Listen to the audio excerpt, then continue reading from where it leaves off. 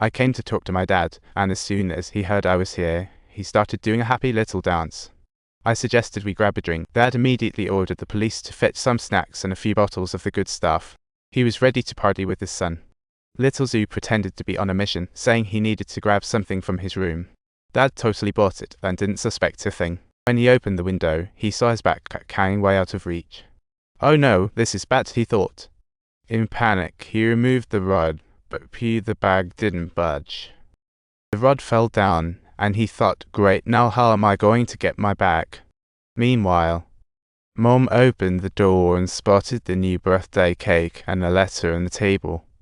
Sue wrote in the letter. His biggest wish was to rip off the label of the son of a criminal, but it felt like that label was tattooed on him. What's the fix? Well, Mom Sue, upon reading the letter, turned pale with shock and dashed out of her house straight towards the scene of commotion.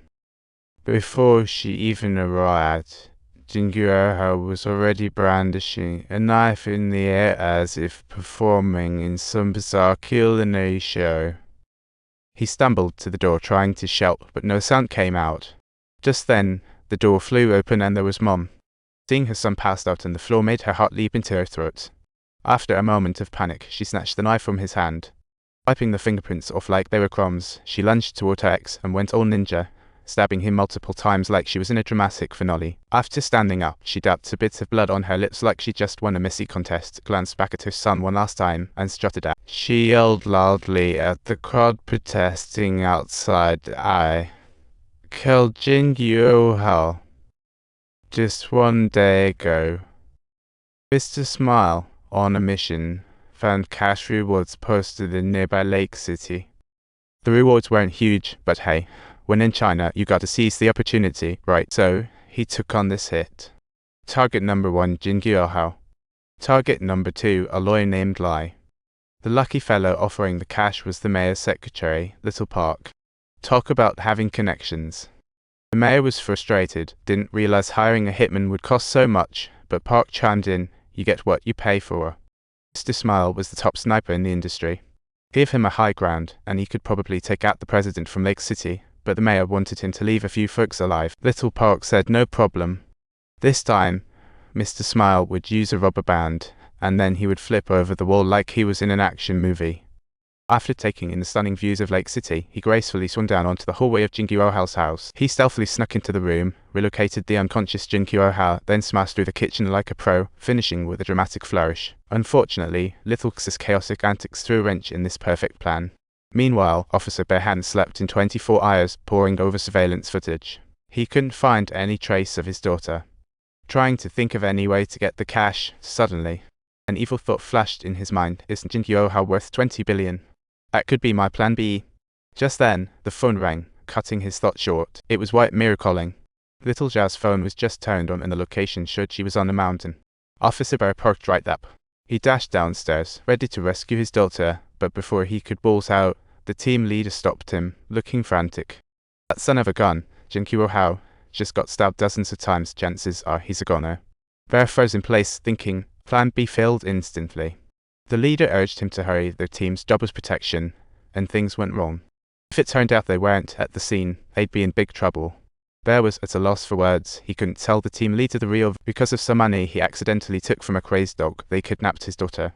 In desperation, he had no choice but to call. He begged Little White to scout the area first, and she immediately agreed, driving stealthily to the location. She found herself in an abandoned slaughterhouse, all dark and spooky. Holding her machine gun, she crept around and stumbled upon Little Zhao. She asked the girl, did you hit that like and subscribe button on my latest video? If you did, it'll get you out of here. Little Zhao had no idea what she was talking about. Surprisingly, Grim Reaper's foe Guohao survived. In the icy hole, Bear phoned Little White about his daughter. Unexpectedly, it was the furious Guangju on the other end, scolding Bear for sending someone to ambush them.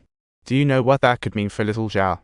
Bear, totally flustered, dropped to his knees, pleading with Guangju to go easy on them. I'll send the money, just don't hurt her. He kept repeating, I'll send the money, but Guangju was like, what money are you even talking about?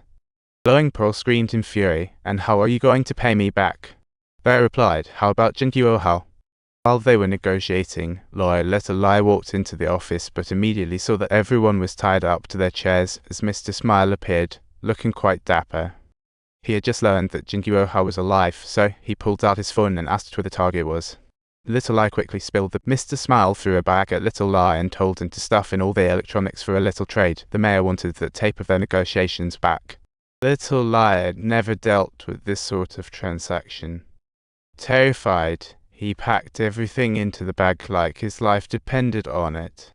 Meanwhile, at the hospital, Mayor had been brainstorming for nearly an hour, convinced nothing was more important than his daughter. He made up some excuse and barged past his colleagues on duty. He borrowed a wheelchair, freed Jin Guohao from handcuffs. Meanwhile, outside, Mr. Smile wore a quarantine suit. He set up smoke devices in the hallway, bursting through the door, knocking down Bear's gun in one shot. Bear charged in, only to be taken down in a flash.